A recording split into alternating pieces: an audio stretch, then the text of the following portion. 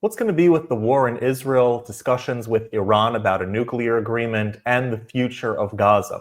Check out this clip with President Trump talking to Bret Baier on Fox News, and he goes through each of those issues. So we'll watch this clip together and then talk about it. But first, hit that subscribe button over there in the corner. Love to stay in touch. Check this out. I want to talk about Israel. I mean, the first trip in the first administration, when you came over to the Middle East, you did do a stop in Israel on the way back.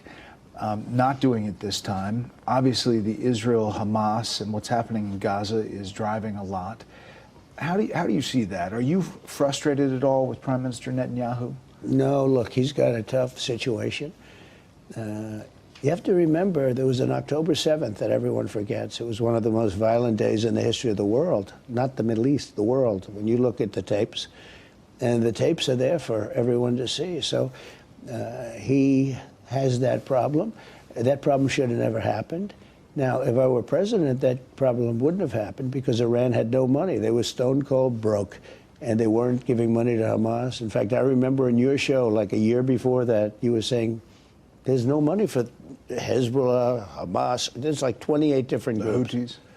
The Houthis. But they have 28 groups that we know of, and none of them, they were all breaking up because there was no money. And then Biden came along, he took off all the sanctions on Iran. I mean, I put sanctions that were so strong. Anybody that did business with Iran could not do business with the United States. So everybody took a pass, including China. Biden came in, he just let everyone go by, and they became, they have over $300 billion today. So how do you get to a solution there? Oh, we'll get 100%. You think so? Well, we're going to have a solution one way or the other. It's either going to be violent or not violent. And I far prefer nonviolent. I know so many Iranians from New York, from Washington, from different places. These are great people. You have to view them as people. And I don't want it to be a violent thing, but they're not going to have a nuclear weapon. But you said it was close the other day. You said it was close to a deal. I think it's close. So does that mean that they're going to enrich at any level, like a civilian level? No, I think they want to make a deal. You say to yourself, they have massive oil, by the way. They have oil that lasts for 300 years. They have a lot of oil. People don't realize they're one of the biggest in the world.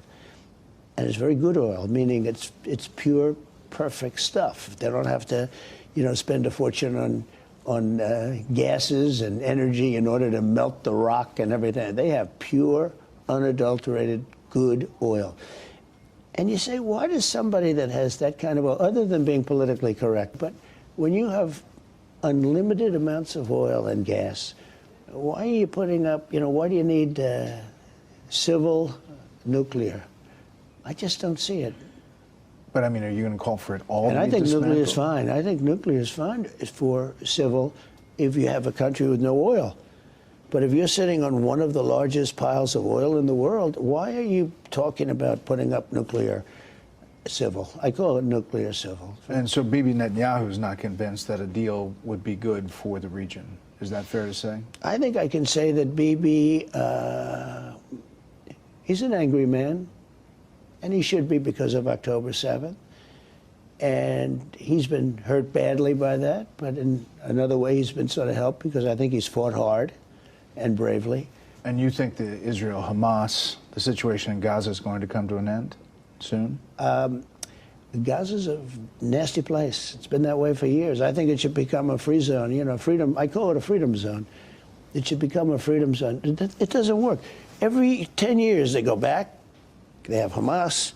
Everybody's being killed all over the place. I mean, you ever see? You talk about crime stats.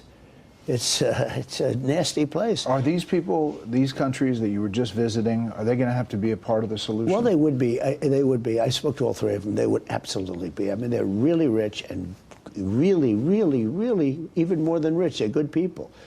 And they would help. And so money's not even the problem. You got to get countries to say yes, to take them. Look, these are people that want to be in the Middle East. They really want to be in the Middle East. They love the Middle East. I see that. There's a spirit for the Middle East. They didn't have to go to Sweden, Germany, these different countries. They could have been home in the Middle East if somebody had the brains to build beautiful communities. 1.9 million is a lot of people, but it's not a lot of people. So there's a lot of things that he mentions over here that I think needed to be said. There's been a lot of talk and speculation as to what Trump not going to Israel in his recent Middle East trip represented, what it meant. There was a lot of chatter and smoke and mirrors that the Trump Bibi or the America-Israel connection was beginning to waver a little bit, that it wasn't as strong as it used to be. And I think he very clearly says, no, like, I understand where Bibi is coming from and what's he's got to do what he's got to do because of October 7th. He's under a lot of pressure and there's a lot going on, and he's not angry or frustrated with him. He says that very clearly, that there is no fracture in the Israel-America alliance. Secondly, he mentions Iran and that Iran won't get a nuclear weapon, and that is something that he won't let even on a civilian level. And that's an important step, and it's an important thing that needs to happen. Iran cannot have a nuclear weapon. He also makes the distinction between the crazy Iranian mullahs that are leading Iran and the Iranian people, which are wonderful people that are geared towards the West, and we can easily have a wonderful relationship with them.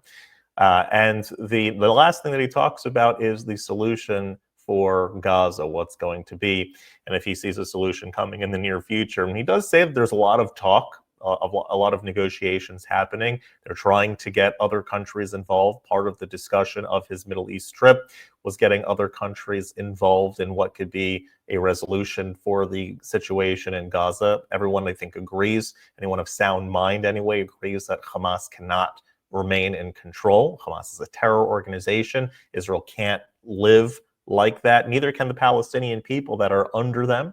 And so it's a matter of figuring out, okay, well, what do we do with this population that is going to be good for them, good for everyone that's involved in this matter? And there are a lot of discussions happening in real time happening. But I think one thing that is for sure, all of these leaks and ideas and stories that come, there's so much smoke and mirror these days. It's hard to think about like what's actually real and what rumors are true and what's going to come to fruition. We really are kind of like left in the clouds a little bit.